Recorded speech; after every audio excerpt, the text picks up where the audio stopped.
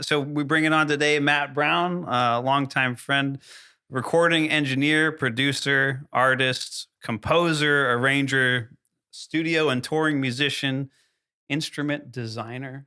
We're going to have to dig into that. And then 30 plus years of experience in live entertainment. Welcome, Matt. Hi, Matt. To the podcast. Hi. Thanks for having me, guys. Yeah, man. Jeez. Yeah, that's cool. That's it.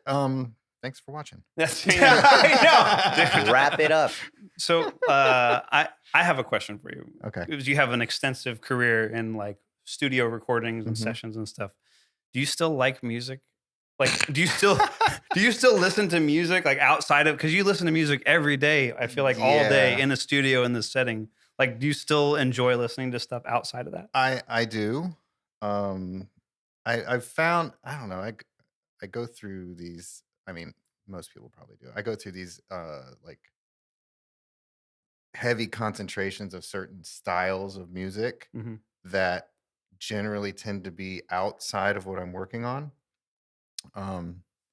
So currently I'm in my progressive metal era. Ooh. Oh, yes. And I've been in that for a while. Is that like a Bernie Sanders band where he's just like What is it like Pliny? Like we went to see Pliny. Yeah, Pliny's in there. Haken, Leprous, Contortionist.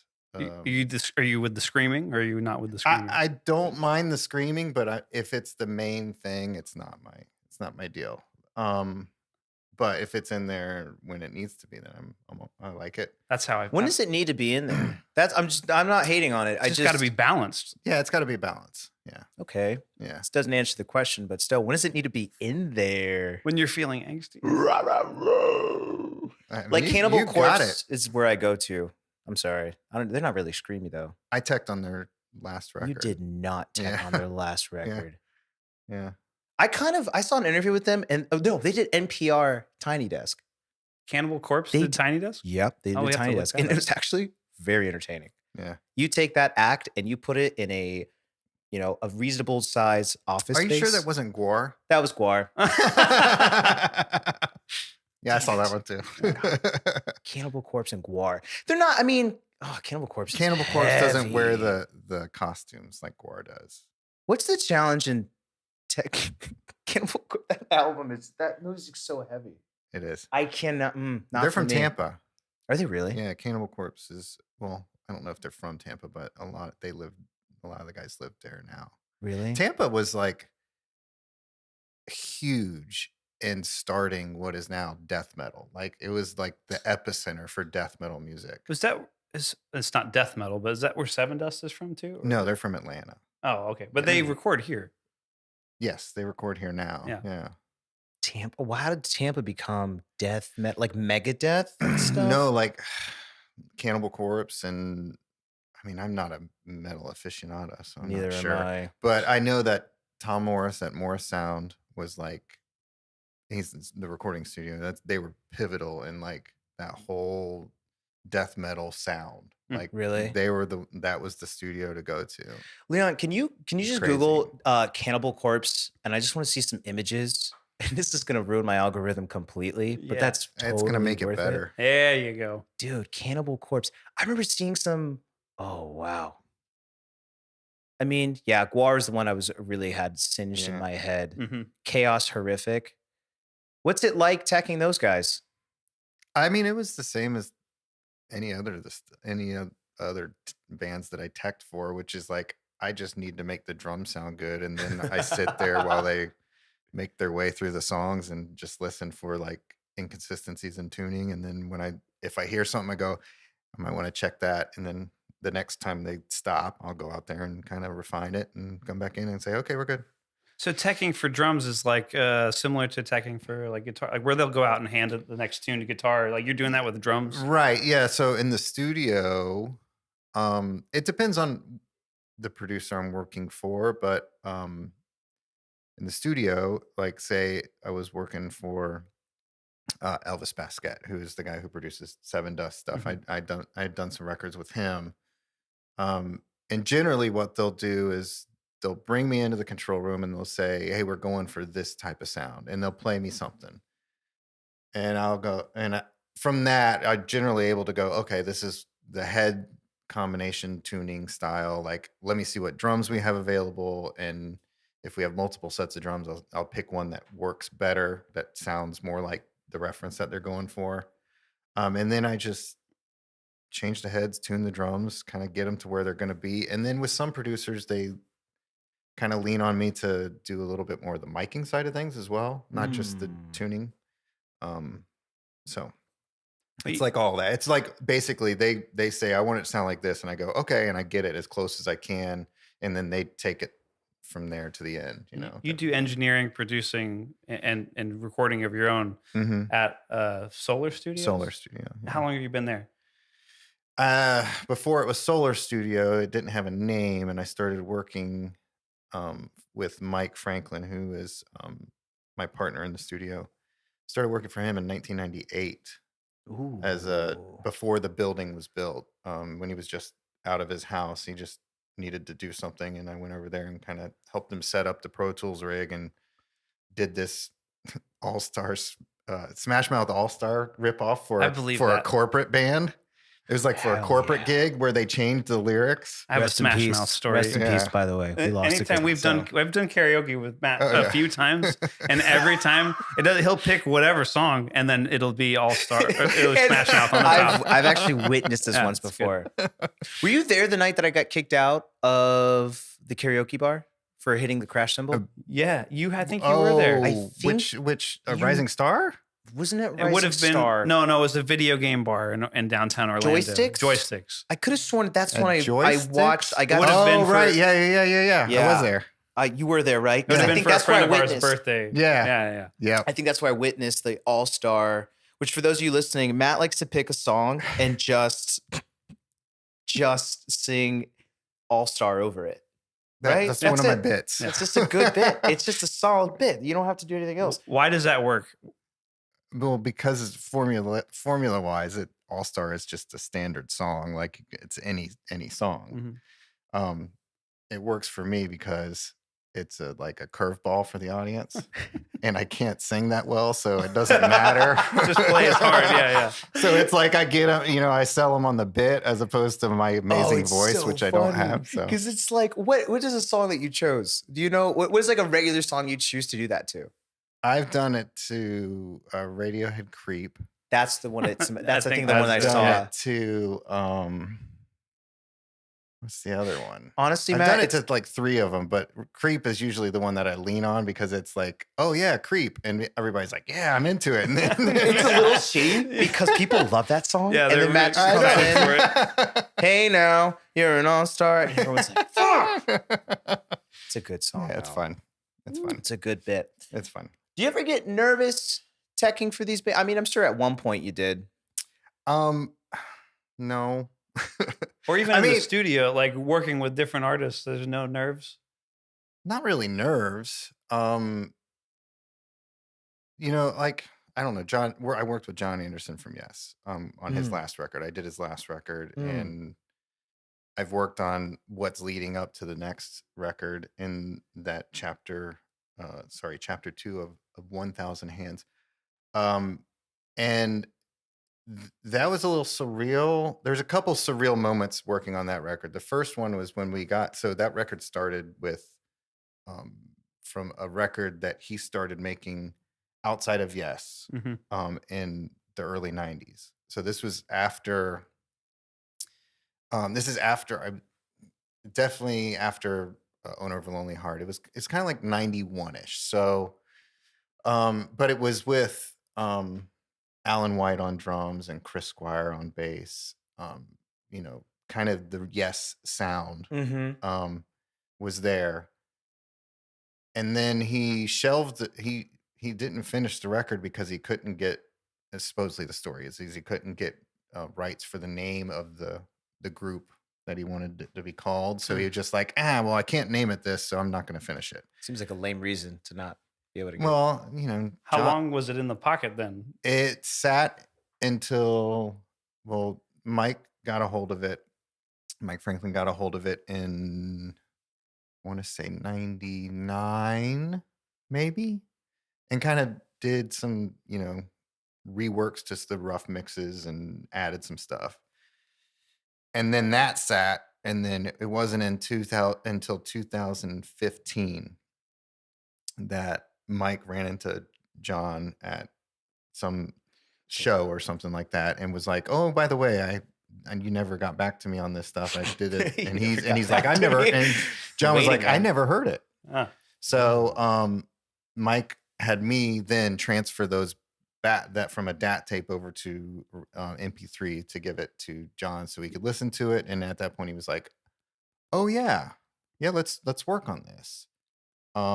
So we had the original tape. We had John find the original tapes in his garage, and they were a mess. We had to get them baked, which is a process when old tape goes bad. It's called sticky shed syndrome, which means because tape's made of petroleum, right? Mm-hmm. So as the petroleum starts to decay and degrade, the tape gets sticky. So if you put it on a tape player and you press play, it literally won't turn because it sticks to the heads and all kinds of stuff. In order to get the audio off the tape, you have to literally bake it in an oven at a low temperature for like 8 hours. That sounds wild. Yeah. And then after that, you get one time. You can play it one time on a machine, and then the tape is no good. Are you telling me you weren't nervous at all during this process? That's where I would be nervous. I didn't do it. We sent that out to a place in Nashville. All these artists. I got to use the kitchen tonight. Nobody go in there. I need to bake these tapes. Right, so hold on. You had to. The only way to get this to activate is to bake. Yeah. The old petroleum that was the tape. Sticky, the tape. Yeah. And then you get one shot. Yeah. And you just record it all the way through. You transfer it so we sent it to a place in Nashville that transferred it to Pro Tools, to digital audio. And they got the one time through. And it's like, it is tape. So even that baking process isn't going to like fix some things. So we got the audio files back. And this is the first point that I was like a little bit like awestruck, because finally I put the audio files into Pro Tools, and I was like, I made sure I could line them up as much as possible, because it was like separate tapes, and some of them were companion tapes, like they were linked together, and some of them were not. So, but when I pulled up the faders the first time, and this is a crazy thing, is like Alan White's hi-hats, like his hi-hat sound was one of the first faders that I pulled up, and I was like, I know that hi-hat sound. Yeah. Like I grew up with that hi-hat sound. That's all over the Yes records. And I was like, that's crazy. And I didn't know he had played on it. So I was like, that's Alan White's hi-hat sound. And then I pulled all the rest of the faders, and I was like, oh my gosh, this is Alan White's drum sound. And then I checked the tape notes, and it said it was him playing, and it was like Alan kick, Alan snare, Alan, and I was like, oh my God, it's Alan White. And then I was like, pulled the bass track up, and I was like, oh, that's Chris Squire. And then John, of course, having his vocals come up and all that stuff, and it was all like, whoa, that's pretty crazy. Is that project still good? Because I feel like I was at your studio in 2018. We were working on some indoor percussion stuff, right. And that you had some of that stuff kind of like that was released. Yeah, it was released originally in 2018, and then got re-released in 2019. Wow! So 3 years of like from 2015 to. It was 3 years of working on a record. Yeah, that's such a good story. 3 years, and like some of that stuff was, we salvaged a lot of that we could, but then there was other stuff, other tracks that Alan White we replaced Alan White with Billy Cobham, so, like that kind of stuff happened. And then it was cool. It was just interesting to watch how the whole thing kind of unfolded. And it was, you're like an archaeologist at that point. Yeah, it was part, creating and adding new stuff. And then the other part was like rescuing and repairing and like making the stuff that didn't sound good on tape. Like, how do I isolate this element a little bit more? How do I clean up this, these cracks and pops and all that kind of stuff? Did you play on the record? Did you get to play? I did.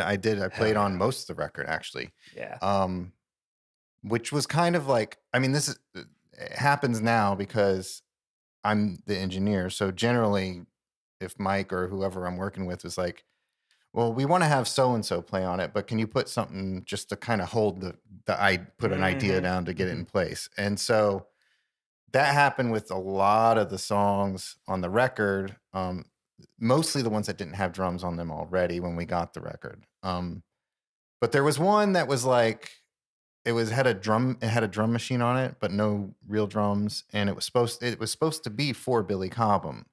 So I went out there and kind of did, my best Billy Cobham impersonation, and I don't play like Billy at all. But I was like, okay, well, I'm just going to do these kind of like, signature type licks. Yeah. But I also pulled it in a kind of reggae direction. I don't know why I went that way with it, but, and it was supposed to be just a placeholder. And actually John heard it and Mike liked it so much that they were like, oh, we'll just find another song for Billy to play on.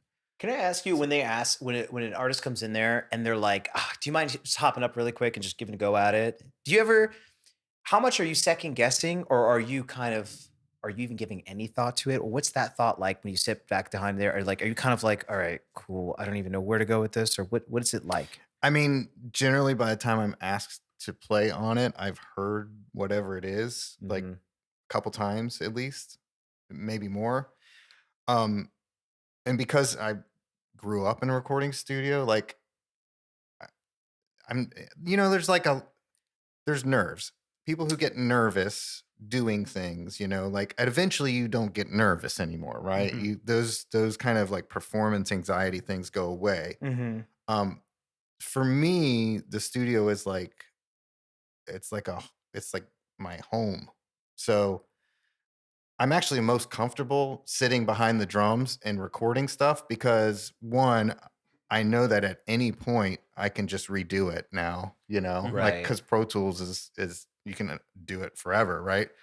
You can just redo and redo and redo until you get it right. So there's no pressure on me to get it right the first time. That doesn't mean I'm not trying to get it right the first time, Right. but it also allows me to kind of experiment a lot and kind of just throw stuff at the wall and see what sticks until I get some feedback. And then once I get some feedback, I can go, okay, well, this is cool. I can shape this. And usually, like, if I'm doing session work, it's like, well, it used to be like 3 to 4 takes and I'd have it done from like the first time I played it through to final take.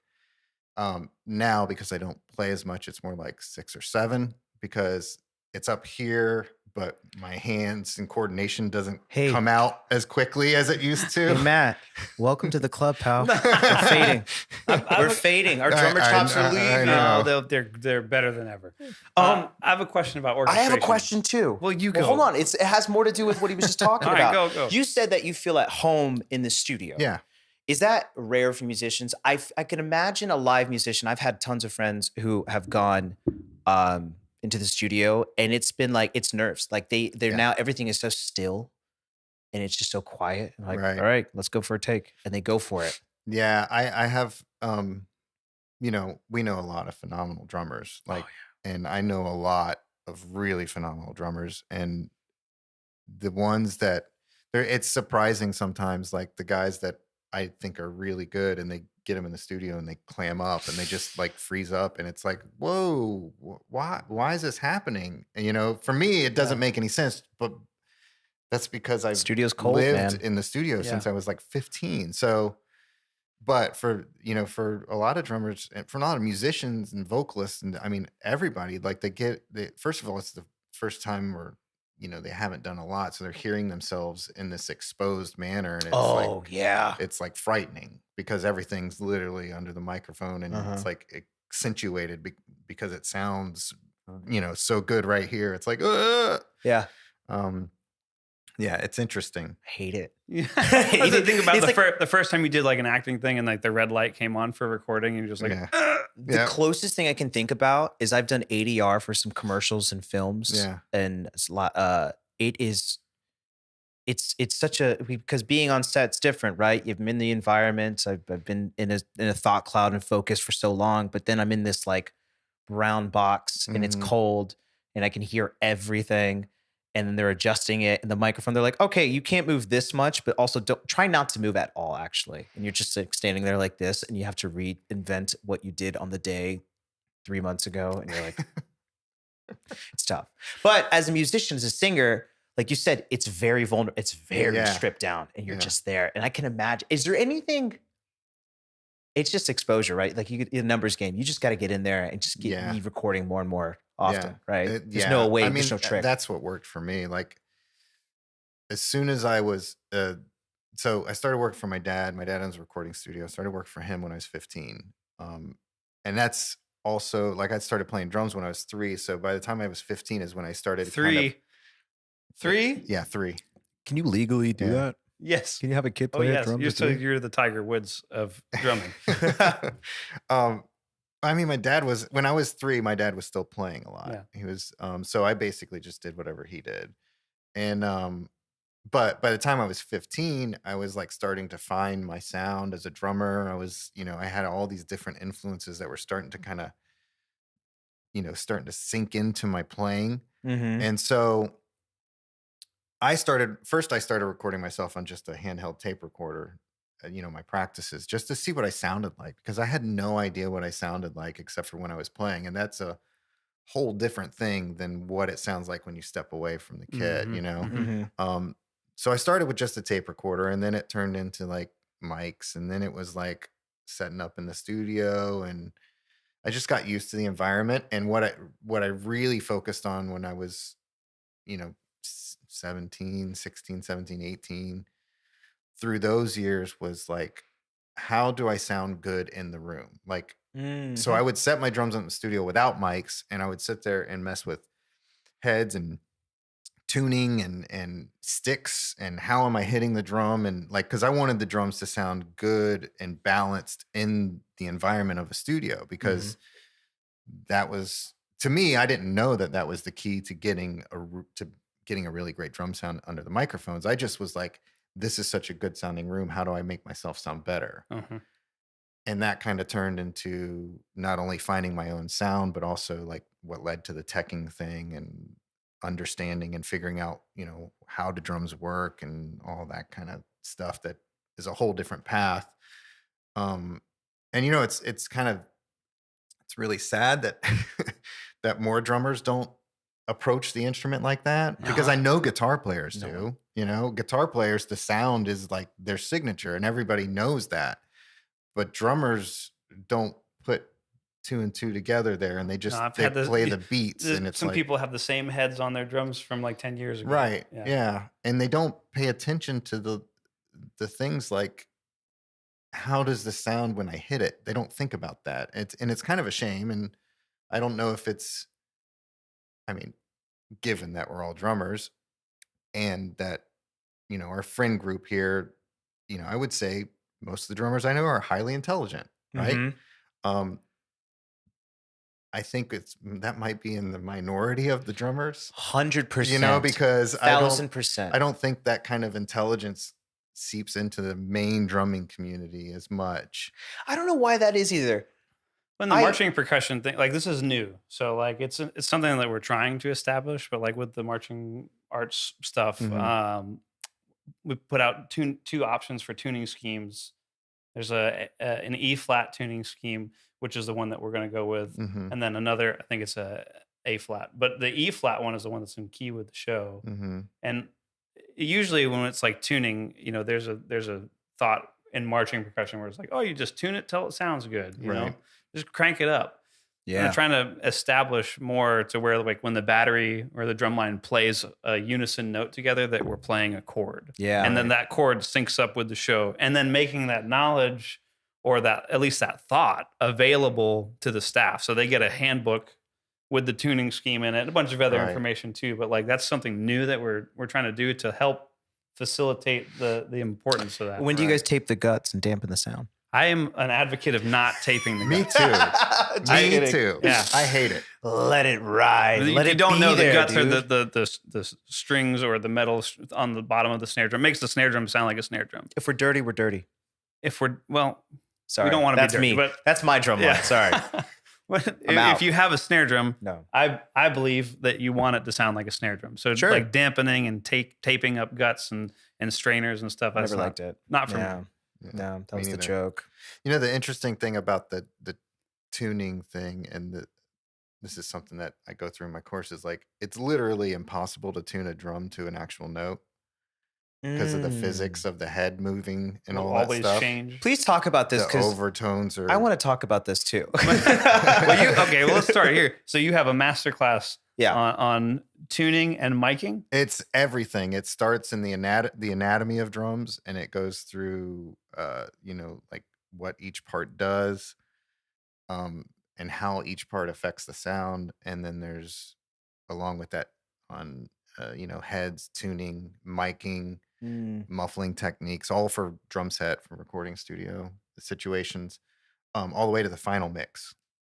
So it's basically, if you want to record drums, you get this course, and it'll tell you everything you ever wanted to know about drums. And basically, and I made it with Unstoppable Recording Machine, URM Academy, back in 2017. Mm-hmm. So there's some stuff that I would go and maybe refine or change how I presented it now, because I keep learning and But developing. the principles are the same. The principles are the same, yeah. So basically, the physics of a drum head, they do not allow you to tune to a pure note. What happens is we perceive the pitch. The human brain is really good at filtering unwanted things out, like very good at that. Like the fact that we can sit here in this room and have a conversation without hearing the fan from the computer and that driving us nuts, the buzzing from the lights and that driving us nuts, like all of those things that I can hear happening, but my brain is going, no, don't listen to those, right? We can all hear it. So that's that compartmentalization of all those elements. Yeah. And so when we hear drums that are playing pitches, it's basically our brain kind of filtering out the stuff it doesn't want to hear.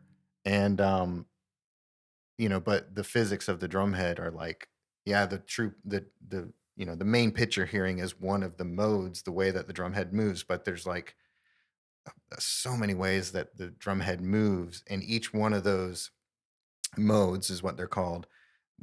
It's an inharmonic from the previous mode. So whenever you hit a drum, like, yes, you're going to hear the pitch of the drum, but there's all these overtones that happen. And as the overtone series decreases, they're less audible, but they're always going to be there. You can't get rid of them. So, you talk about tuning to pitches. It's like, yeah, you're tuning to the perceived pitch of the drum, which is totally possible, but a pure pitch is impossible. Yes. And so, and it's fun. The interesting thing about that is I'm of the methodology in recording to where I don't tune drums to pitches on specific notes. I can, if the producer wants that, and I have done that before, but my own philosophy is that I tune it to where the sound is characteristically correct for the genre. But also I don't pay attention to the notes, because I look at it, usually like rock drums specifically, are trying to cut through a wall of sound, right? In the guitars and the vocals and the bass and all that stuff. And if you're just playing notes that are in the same key or even the same notes as everybody else, you're just adding to what they're doing. And in order for the drums to cut through, you have to make space in those other instruments, as opposed to just tuning the drums to where they sound good, which might not be in the key, but because they're not doubling any other notes, you're not getting this buildup of frequencies. Infinity drums are going to be E now instead of E flat. We've just decided. But see, here's the thing: is like, I think in the indoor environment, because of the nature of that beast, I feel like having the drums tuned to the specific notes of the key of the show might actually help with the blend, because all the time the drums are way too loud in that environment, right? It's never a balance. It's always the drums are way too loud, and you have to mic up the front ensemble and all those instruments to kind of compete with that. But if you're tuning to the same notes that you're actually playing throughout the show, that might be better because there is going to be some masking. We're back to E flat. We're going I was going to say we should go back to E flat. There'll be some masking in there. I mean, of course, and here's the thing is because there's all these overtone frequencies in there, you're going to hear it anyway. It'll cut through. It's just your perceived pitches may not have as much impact in the sound as you're perceiving them to, which is not a bad thing. So the move here is probably, correct me if I'm wrong, is just tune them to where you think you would want them and then see how if it clashes or if it cuts through or if it complements what you're trying to produce. Right. Yeah. And I've definitely had situations where I've tuned the drums to like, okay, this is like where I think it sounds good. And then we start hearing playback and it's like, whoa, that snare does not fit the key of the song. It's not the move. You know, and it could be just a half step off and it's just clashing just a little bit. And if I move it either way, it's not the root of the note, root of the key, but it's not one of those like weird notes that makes it sound bad, you know? Dissonant. Yeah. I wonder if I could even tell. I probably could. Oh, I feel like if something's off, like your ears would pick. My drummer would. Yeah, be like, pick up on it. That's not something it. was way off. Yeah, of course. What about? We haven't talked about this. You toured with a lot of groups. 10 years. He toured with 10 years. That's not how long I toured. Dude, you have a sick drum solo on YouTube. I know what you're talking about. Don't. Dude, you don't want to? I don't. It's so good. Are you talking about the Social Ghosts? Was it the Social Ghost I one? I remember. It's one of my. Honestly, I've watched it. I don't want to admit how many times. I've literally watched it a couple times. Which one is it? Because I'm so bad at soloing. I hate soloing. Hey, look who you're talking to. I just recently, by the way, everyone, I've just recently retired as a drummer. I still play drums, but I'm not a drummer. I'm an actor, then a drummer. Actor/drummer. Actors. I used to be drummer/actor. He still plays drums for money, but he's not a drummer I can't take a solo. I lost it. I lost the solo in me.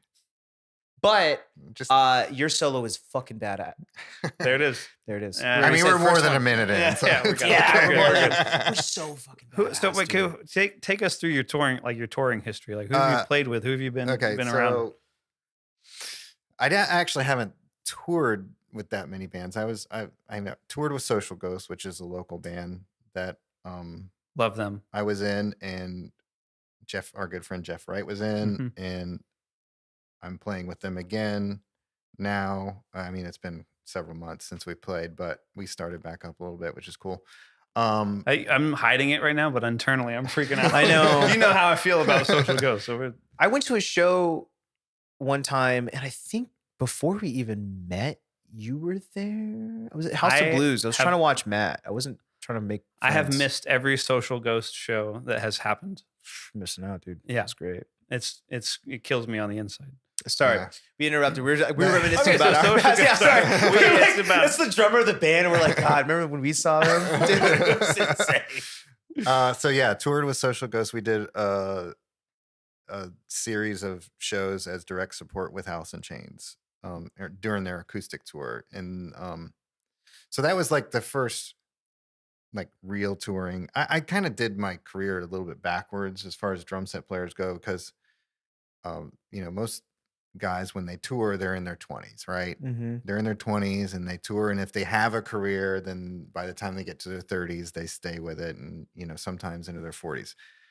When I was in my 20s, I was working at Disney, playing drums out at Disney with Castle shows, whatever shows on property, and then I was a session musician, and then worked in recording studios. So I didn't really take any touring gigs when I was in my 20s, except for like a couple one-off like fly dates or whatever.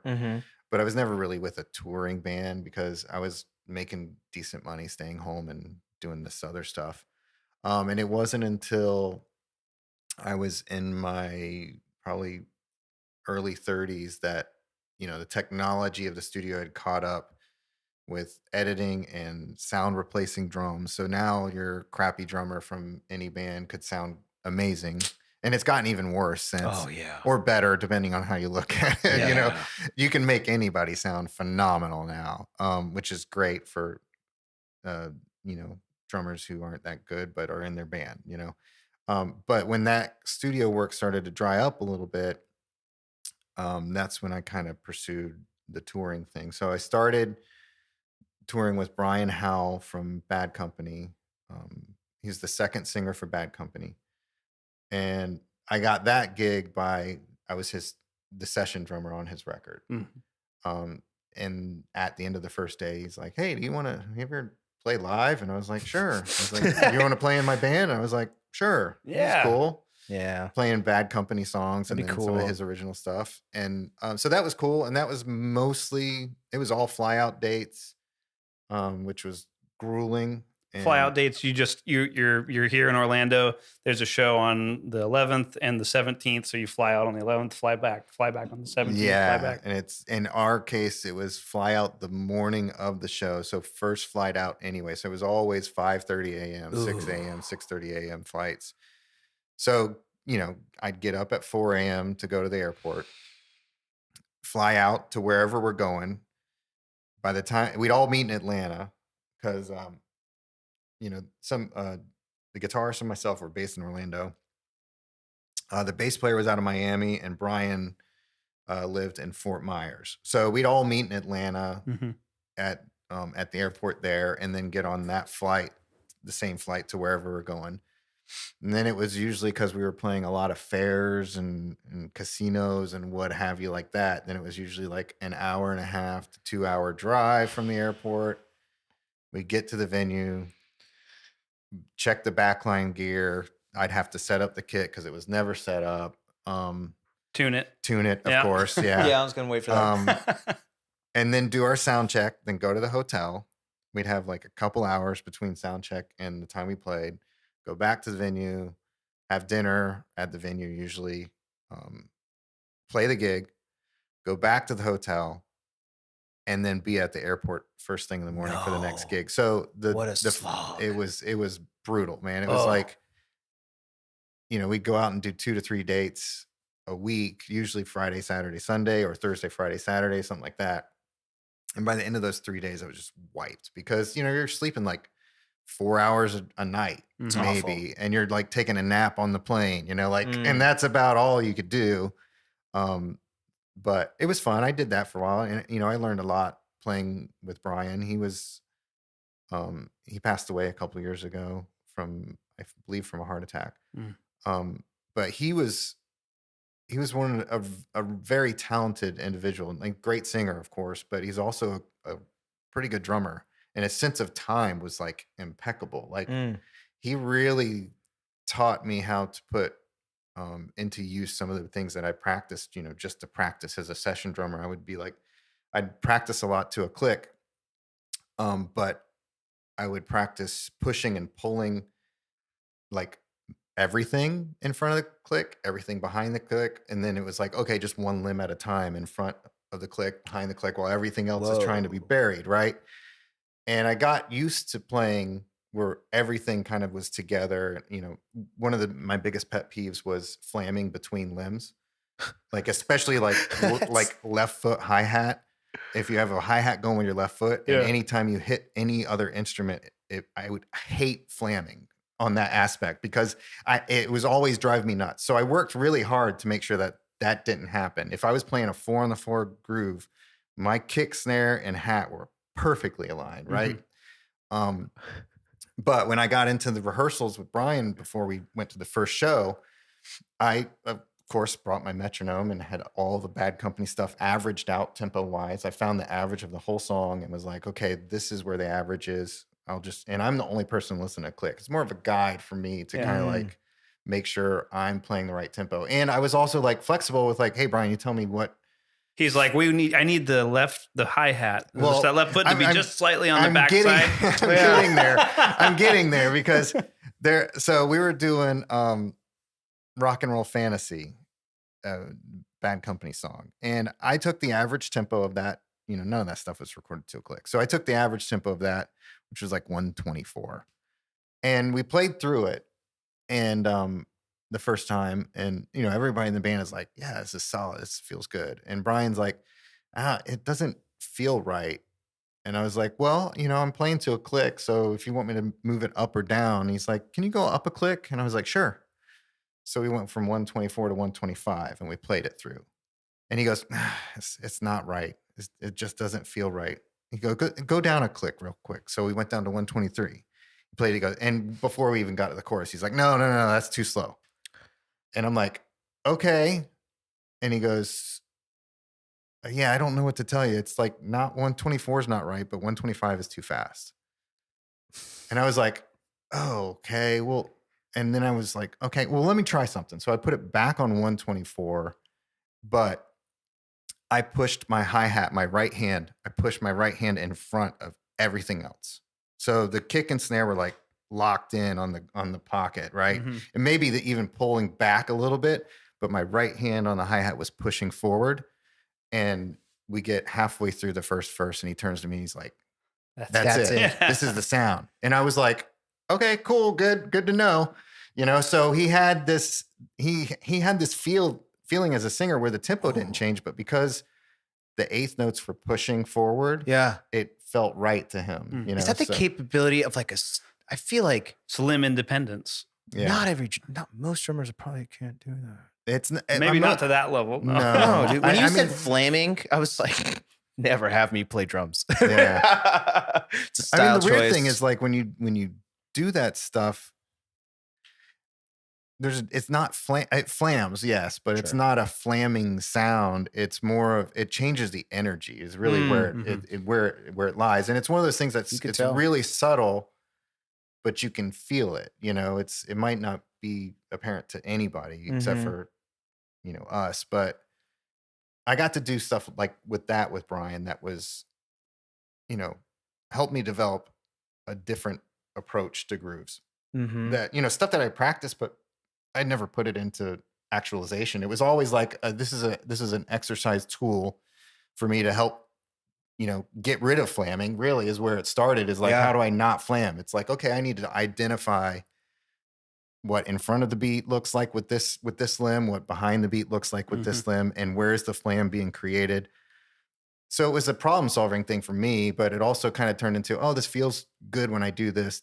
But then that was the first chance of putting into action. And it turned out that a lot of his music, a lot of the Bad Company music, I had to like kind of push and pull limbs against this click. Once again, I'm the only person listening to the click, so I could abandon the click if I want. But if you wanted to, he was also such a stickler for tempo that if I didn't have my click with me one night and I counted something off, he'd be like, just a hair too fast. He was like, this is wrong. It's not wrong. my tempo. And then he would yell at me at the end of the show, like we'd get off stage and he'd be like, yeah, you were not with it tonight. What's that movie? What am I thinking of? Not Whiplash. My tempo. Whiplash. Yeah. Not my tempo. Russell Simmons. Is it nerve-wracking working with an artist who's that meticulous about their tempo? Because there's a method to that madness that part of me like loves. Mm-hmm. I'm like, I love that he's so specific. Yeah. But there's also a side of me that's like, what does it matter? Yeah, I mean, it was challenging at first until I kind of let my ego go. And then I was like, okay, whatever you want me to do, I'll do it. I don't care. Like, it doesn't matter. But that was a hard battle, like the struggle of internally, it's like, do I sound good? Because I mean, Brian was in his 50s, late 50s, early 60s when I started playing with him. And, he's arguably on the downside of his career at that point. And I'm like forging my way fully into my career. And I'm like, I don't want to sound like crap. So it was like this constant struggle between, do I actually sound good or not? Yeah. But once I let that go and I was like, dude, it's his band. He wants whatever he wants. And that's when it kind of became a little bit more freeing. So Social Ghost into Bad Company. And then where'd you go next? From there, I got a call from Barry Kirch from Shinedown, who's a good friend of mine. And he was like, hey, there's a band out on tour with us right now. This was during the Carnival of Madness summer tour, which was a big rock tour with Shinedown and Hailstorm and Seven Dust and Papa Roach, maybe. I don't know. It was a huge summer tour with all these bands on it. And Barry's like, hey, I just recommended you for a gig. One of the bands that's out with us right now is looking for a drummer at the end of this tour. He's like, I don't know if you'd be interested or not, but I think you'd be a really good fit for the band. And I was like, cool. What's their name? He goes, 10 Years. I was like, never heard of them. 10 years. And he goes, oh, you've heard of them. You just don't know their name. Yeah. And I was like, okay. He's like, just YouTube them. You'll find out. So this was in August of 2010. And my gigs with Brian were kind of getting a little bit further and further apart because the summer was winding down. And we really only had like 2 shows on the calendar to the end of the year. Like there wasn't much. And I was like, cool, that sounds fun. And then I got the call from the management company asking me, and they're like, hey, Barry Kirch recommends you. And if Barry says you're good, then you're probably overqualified for this job. And I was like, I love that thing. I was like, That's what? how they sold it to Matt. I was They're like, probably overqualified you I in. was like, really? And he's like, yeah, Barry says you're incredible. And I was like, well, that's very nice of him. But the management gave me all that, and it was like, yeah, we have a tour coming up. We finish this tour in 2 days, and the next tour starts in September, and it's a 16-week tour, I believe.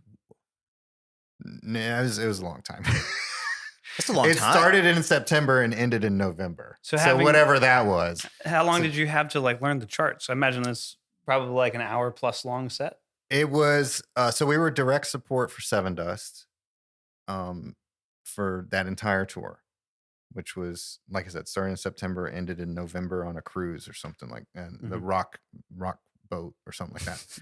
No, Shiprocked. That's what it was called, Shiprocked. And I was given, it was a 45-minute set. It was a 45-minute set.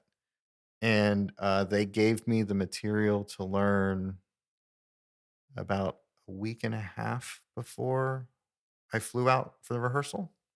I got the call while I was at Groove Chefs, by the way. Yes. You're like, I was later losers. I was working at Groove Chefs. I was working at Groove Guys, I can't do the last show. I gotta go. Why? Because I'm going on tour. I got the call at Groove Chefs, and was like, sure, yeah, send me the stuff. That'd be great. And I was like, I'd never heard any of this material. And then finally I YouTubed them, and I was like, oh, okay, I know that one song. That's all I knew. It's just the one song, which was their first single, and it was like a huge song in 2006, a couple years before. But I was like, okay, the music's cool. It is kind of up my alley. It's kind of like Tool meets Chevelle, Perfect Circle-esque, type of thing. And I was like, oh yeah, that's right up my alley. That's like a little bit on the prog side, but still kind of more straight ahead rock thing, which I had been doing for a while. And so I took that gig, and I told Brian, I was like, hey man, I got offered to do this, 2-month plus tour. There's only 2 shows that we have booked in the calendars. If it's okay, I'd like to sub those out. And then when I get done with this tour, I can, we can talk. And because I didn't know if it was going any further than the one tour. I had already been told like they had gone through 7 drummers before they called me. What? Yeah. So I was like, oh, and each drummer lasted either 1 gig or 1 tour run. And it depended on what was if it was a fly out date and they made it that one show. This and is with 10 years? This is 10 years. Okay. Yeah. Because Brian, the original drummer, had moved to guitar. He's one of the main songwriters. So he had moved to guitar. So they were just he plays drums on all the records, and so they were just finding a live person to fill in. And the guy who was before me was a guy who used to play with a band called Merriweather. I don't know if you know Merriweather. I've heard the name for sure. Yeah, kind of in that emo indie. That's why I've heard the name. Vibe. That's why you know. That's my genre right there. Yeah, if you heard, Merriweather's great. They're awesome. Anyway, but he wasn't working out for whatever reason. But yeah, so Barry recommended me, and anyway, I got the call without an audition. It was just, I got the gig without an audition. They just called. And when I talked to the bass player, Lewis, he was like, cool. Will you sound like you're not crazy? And that'll be fun. That'll work. Is that what the problem was? Yeah, I guess. I don't know. It's like, when you're on in a bus tour, you're just sharing a small house with like, 11 other people.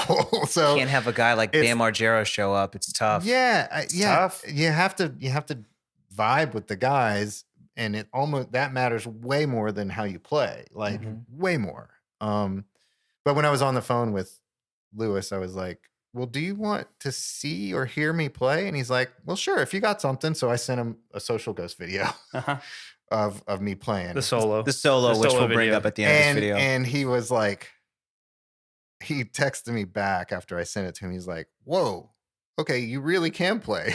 It's like, you were gonna bring me out and you had no idea how I play. Dude, that could have been a disaster. You weren't kidding, man. You are good. Shoot. No way. But I was with them for a couple years, and I left that band.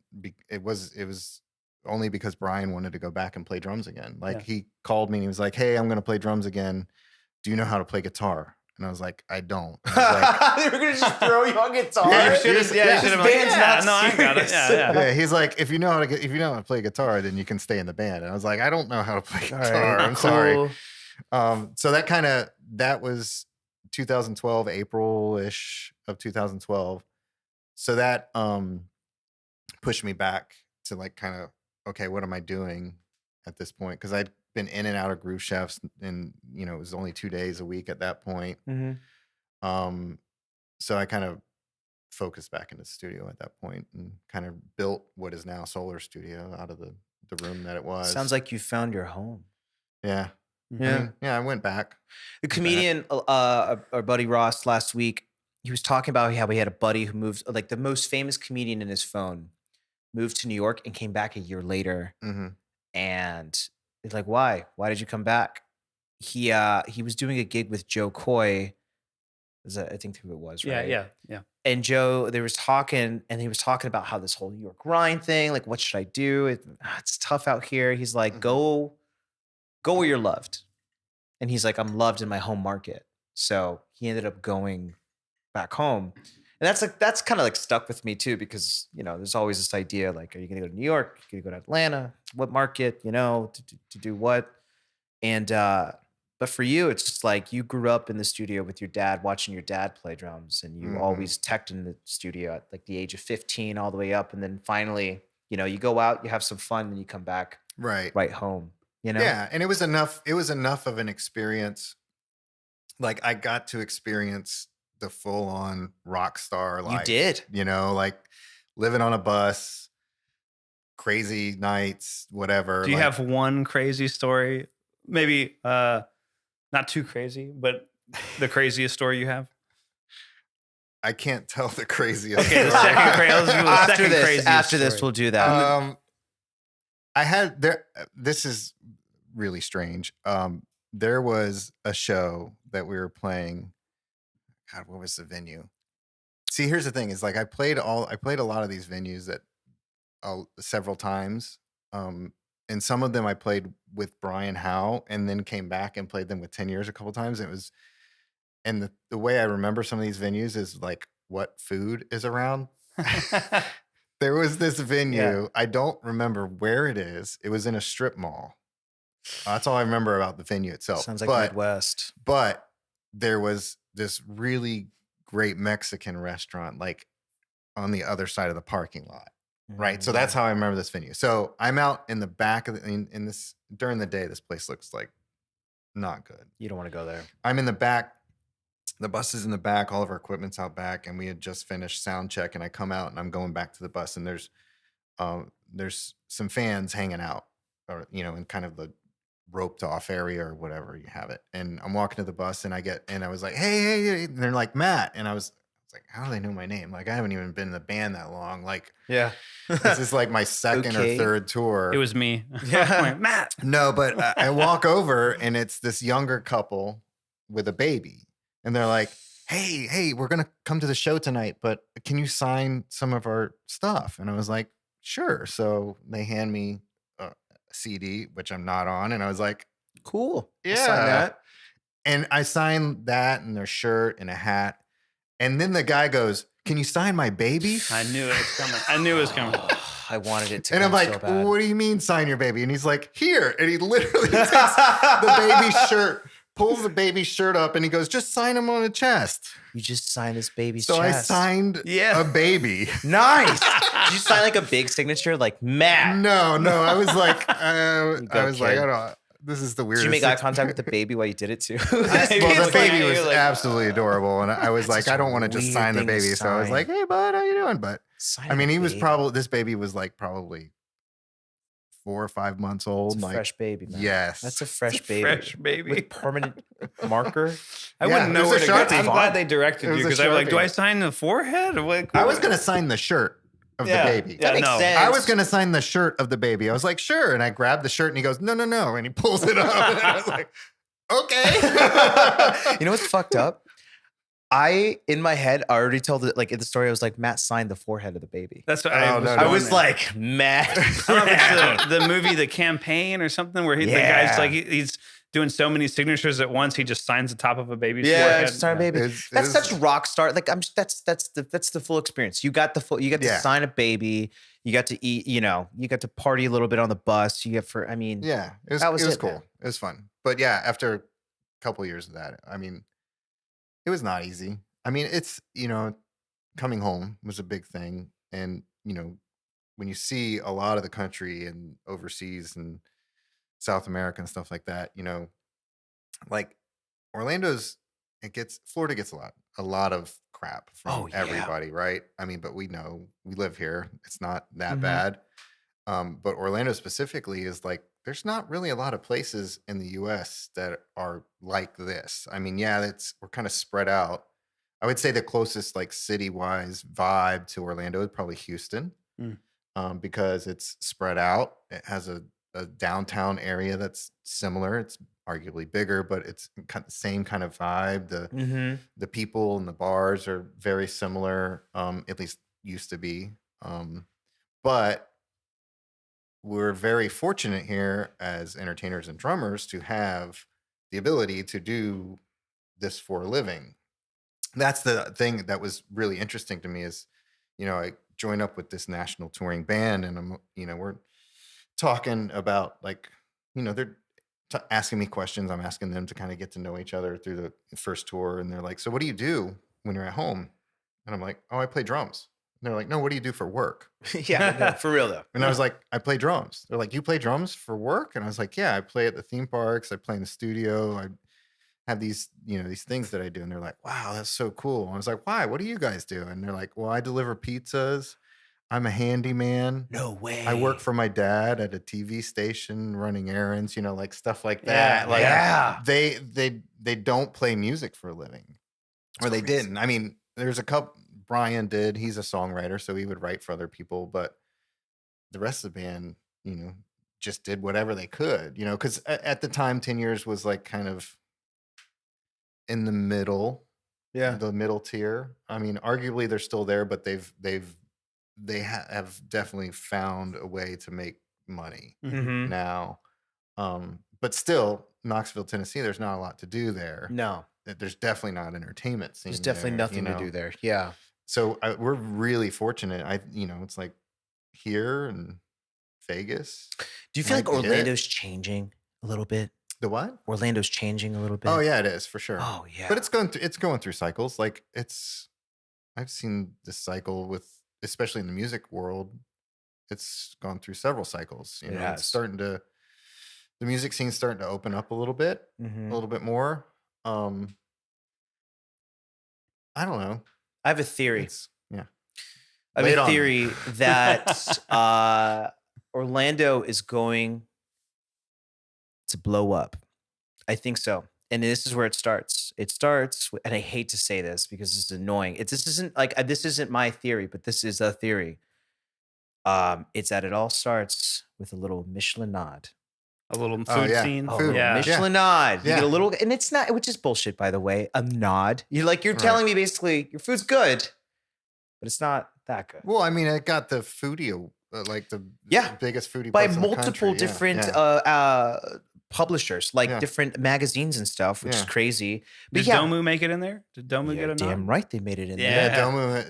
Domu. So Lisa's daughter Devin used to work at Domu, and she worked there right when they got the Michelin recognition. The nod. Yeah, It's the which is nod. cool. It's a Michelin nod. Yeah, And it's but still, like, I I love that know place. it's such a good place. But because of that, we're starting to get all these like franchises that you would get in other markets. We're getting Raising Cane's. We're getting Portillo's, Skyline Chili. Yeah, none of them are worth it. That's what I'm saying. They're terrible. But the market research, they're like, people in Orlando love food. What brings food brings people. Right. And once people start to come around, you start to get a little bit like we're going to start to turn into a baby Austin. Well, even now we've got like the EDC events. There was one largest turnout ever was yeah. EDC. Was this Did you year? hear it? I drove by it. I was like, "What is that?" And then I realized it was the EDC event, which has been Leon here for heard a it. couple years. I could hear it from. Well, I couldn't hear it. At least I was on the phone with her. I was at Disney that night doing a late night, and she's like, somebody in the neighborhood is having a huge party. It's been going on all night. It's a big You're right. party. They are in the neighborhood and they are having a party. We live in Altamont. Oh my gosh. Yeah. So yeah, we're literally what was it? We're 9 miles away from the Dude. Camping World Stadium where it was happening. 9 miles. And last year I was home and it was like I thought the same thing. I was like, somebody in the neighborhood's having a party. And then I was like, nope, that's EDC. Yeah. And it traveled and it sounded like somebody like down a couple houses down. It sounded that close. It's so loud. If people don't wear hearing, this is going to sound so lame because people do drugs at this festival. If you're not wearing hearing protection, oh yeah. I don't know. As 3 drummers who are like, the podcast is going to sound how like are your this. ears? Dude, it was the largest turnout. Yeah. Largest turnout. Every year it's only got progressively bigger. Yeah. Another to my point, the theory is, with food comes the masses, the people. But I'm surprised you didn't go, Leon. You're right there, man. You should just went. You heard I'm sure you could. I heard everything. I didn't have to go. Yeah. I heard everything right then and there. I mean, you can only take so much of kick drums at 128, right? We actually know somebody who I used to drum with them. You didn't drum with them, but I used to drum with him back in the day. David. Yeah. David Stefanowicz, shout out to David Stefanowicz, got to play the main stage. He won a contest and he got to play a set at the main stage. Nice. 10 years he's been submitting, 10 years. He's been submitting to his music and they finally chose him and he got to play, which is really That's cool. It's DJ really cool. set, right? Yeah, DJ set at 128 BPMs. That's never going to leave my mind. Strict BPM requirement for this Sick. Festival. This song's sick. It's a little faster than the last one. I want to go so bad. I've never gone to a festival, but I would love to go to a EDC just to be like in a spacesuit. I don't know. It would be. I don't want to go for the whole time. If I did, it'd have to be something like, it had to be like spacesuit or Green Man suit or something. Right, you know what right, I mean? Like, I have to. I just think it'd be cool to like as an astronaut, just to slowly walk, just to mess with people. But I don't want to go for the whole time. I don't have time for Just that. pop in for 10 minutes, a quick 10. An hour, hour and a half. Well, Matt, we've been talking for about an hour now. Has Dude, it been that long? It has been a freaking pleasure. Yeah, man. I feel like we haven't really even started the conversation. Dude, there's so much to unpack with you. We barely touched. I wanted to. Yeah. Anyway, you're just gonna have to come back then. I guess so. Because I'd love to talk about the creative stuff instead of history stuff. That was. I mean, I wanted to talk about that. We touched a little bit on it, but yeah, no, everything you said, you blew my mind about all the science and the minutia behind it, and also, about working with bad company, which I was curious about. That's your camera. What do you got going on? The course. Talk about the course, where people could find the course, where they could find you and everything. Yeah. So you can find me at Matt Brown Drummer. No, Matt Brown Sound. Matt Brown Sound. I changed it a while back and I keep forgetting. That's a better Matt name. Brown Sound on the Instagrams and the Facebooks. My course, which is called Ultimate Drum Production, is through urm.academy. And that's a metal music website for engineers and mixers. So you can find that there. And what else? Look for me. Social Ghost. Social Ghost. Social Ghost. Social Ghost. Dates coming soon. We're coming out soon. Coming soon. It's been, like I said, it's been a couple months. I hope that we're the one. We'll like post we them on are. Instagram. We're the ones that release the Social Ghost reunion again. You know what's funny is like every rehearsal that we've had so far has been like we've kind of butchered our own songs and like it's so funny. fumble our way through it, and at the end, it's like. We're like, man, this is hard. It's like the music. It's like it really is hard. Like when I was in it and I was playing it, I didn't think about it being how difficult it was. Like not just, and I'm not just talking like what the drums are playing. I'm like talking the way the band, like the parts are written to intertwine with each other and how they all feed off of each other. And it's like, you know, I miss one lick and the whole thing sounds different. It sounds wrong, you know? And it's like, it's so integrated that the parts have to be played how the parts are played, you know? And it sounds like, yeah, we finish every single song that we're going through and it's like, man, that's hard. And we just laugh because it's like, man, this is hard. And, you know, here we are like 10 years, at least 10 years. I have 10 years. Well, let's see. I joined the band in 2007 and I was with them from 2007 to 2009 ish. Close. 10 years ish. It's like sitting down with an old family member that you haven't talked to in a long time. If you haven't, this is a little weird. Yeah. If you haven't checked out the record, it's War Without a Gun. Yeah. And it's an awesome record. I forgot about that record. That record was recorded, drums and bass were recorded in 3 overnight sessions. Really? After I had worked Groove Chefs all day long. I broke up with a girl to one of your songs on War Without a Gun. That's for another time. You broke up with a girl? Yep. My pickup truck. During that song? Lucky girl. Yeah. Yep. Hey, man, don't laugh so hard. Don't laugh so hard, Leon. You know? Don't laugh so hard. That all right, was Matt. Funny. That was awesome. Thanks, Matt. Thanks, We're guys. out.